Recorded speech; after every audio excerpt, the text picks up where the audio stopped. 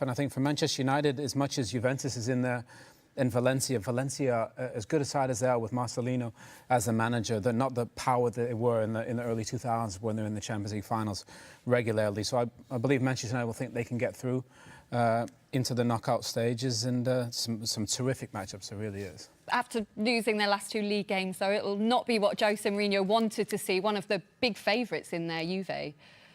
He was going to get one of them, unfortunately, you know, being seeded in pot 2. He was probably hoping for Lokomotiv Moscow, probably, I think. And I think the way his look's going at the minute, that wasn't going to happen. But I still think it's a favourable draw for United if they can get themselves playing well. And you have to say that's a bit of a fairy tale draw as well for Cristiano, you know, going back to Old Trafford again. I know he's been there since with Madrid and so on, but I'm sure it's going to be a good one for everybody to watch and United fans to get him back at Old Trafford again. Do you think they'll progress from that group, Owen? Yeah, I do. I don't think Valencia, as good as they are, they have some good players in there. There's not world-class players on that side. Their best player is probably Rodrigo. They've got Kondogbia in the midfield. But Manchester United, if they put all the pieces of the puzzle together, they should be able to finish second in that group. Let's talk Tottenham then, Jermaine. They don't have much luck with Champions League draws, do they? That's a do it the hard way. Pretty special group there. Barca in there and Inter as well. Of course, you know all too well about facing Inter Milan in the Champions League. Just talk to us a bit about your memories from those games.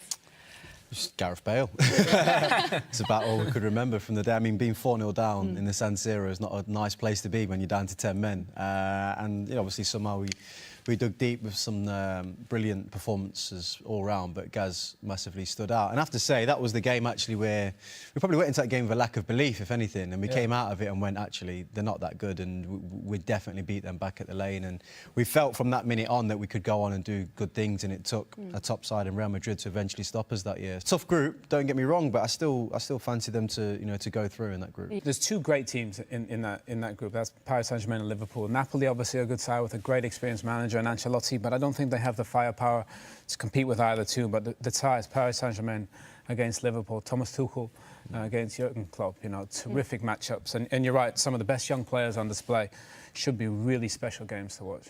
Did you think he's right there? That facing Juventus at the moment, that's the toughest task. It's the toughest task in their group. I think the group is still quite favourable, you know, to Manchester United. I don't agree with it being a tough group, but yeah, I mean, Juventus going up against anybody is going to be hard. So I think United just got sort themselves out first and foremost. That's the main thing.